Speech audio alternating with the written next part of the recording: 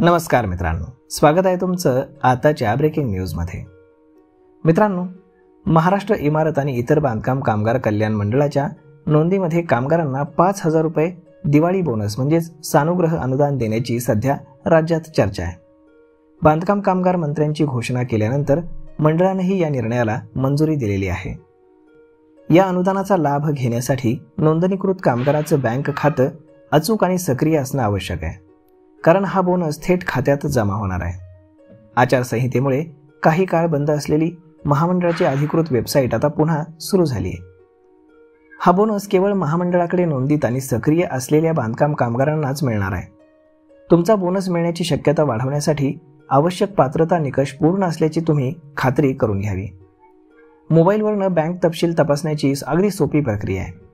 यामध्ये दिवाळी बोनस तुमच्या खात्यात थेट जमा होणार असल्यानं बँक तपशील बरोबर आहेत की नाहीत हे तपासणं सर्वात महत्त्वाचं आहे। तुम्ही स्वतः त्या पायऱ्या वापरू शकता। यासाठी तुमचा आधार कार्ड क्रमांक, सक्रिय मोबाईल नंबर महामंडळाकडे नोंदणीकृत असलेला हवा। त्यानंतर बँक खातं हे IFSC कोड सकट तुमच्याकडे तिथे रजिस्टर असावं। आता तुम्ही त्याचं स्टेटस कसं चेक करू शकता, तर यासाठी तुम्हाला महाराष्ट्र इमारत आणि इतर बांधकाम कामगार कल्याण मंडळाच्या वेबसाईटवरती जायचं आहे। ती वेबसाईट अशी आहे mahacbocw.in। ही वेबसाईट तुम्हाला खाली डिस्क्रिप्शनमध्ये देखील देण्यात आली आहे। तिथे क्लिक करून तुम्ही डायरेक्टली तिथे जाऊ शकता। त्यानंतर लॉग इन सुलभ करण्यासाठी तुम्ही वेबसाईटची भाषा ही इंग्रजी निवडा।